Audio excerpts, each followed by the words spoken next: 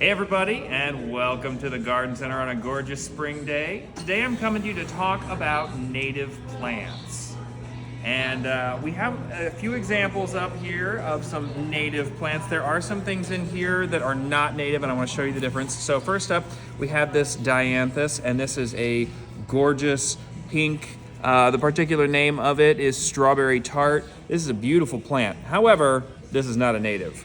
Humans have actually intervened and they've bred certain traits into this plant so we get the most flowers, we get a great color, a lot of compactness out of this particular one. And the way that you can tell, if you look at this card, it will tell you propagation is prohibited. That means somebody has a patent on that plant, so you can't just grow it wildly.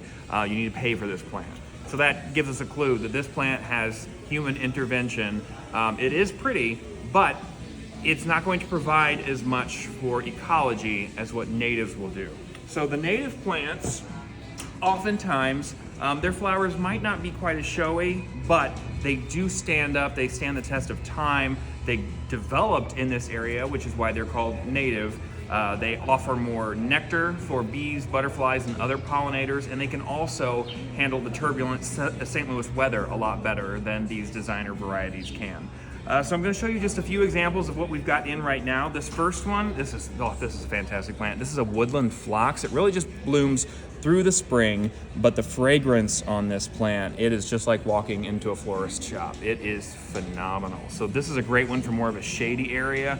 Most phloxes like full sun. This one can take a shadier area and still bloom just that incredibly well. This one's not blooming yet, but this is a tall variety of phlox, so it'll have a different kind of flower, but it is related to the one that we just saw. Again, great for pollinators. Hummingbirds are going to flock to both of these plants, especially because this one will bloom closer to summer when they're here. We've also got the celandine poppy. This just has these gorgeous little bursts of yellow flowers, and she'll continue to bloom for a while throughout the spring. They like more of a shady area, so give it someplace protected.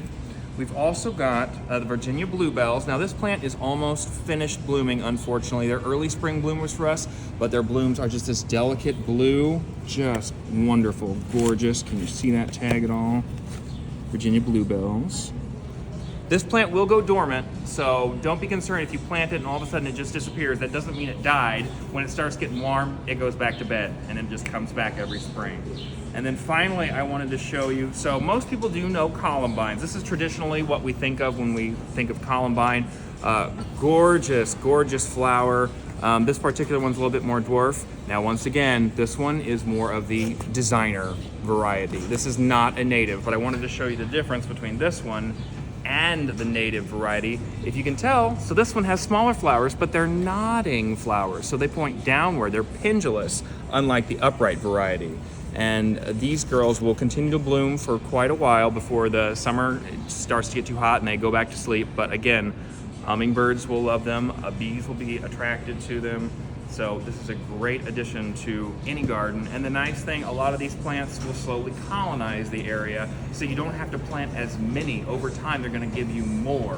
So that's less cost to you. The fact that they are grown here means there was less cost to actually ship them, so that's even better for the environment.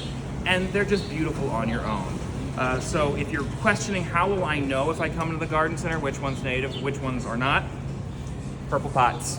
Look for the purple pots. That'll tell you right there as soon as you walk in. These are native plants. Non-natives are in black or green. So there you have it. Hopefully this gives you some good ideas to make your garden grow. And thanks for watching and happy planting.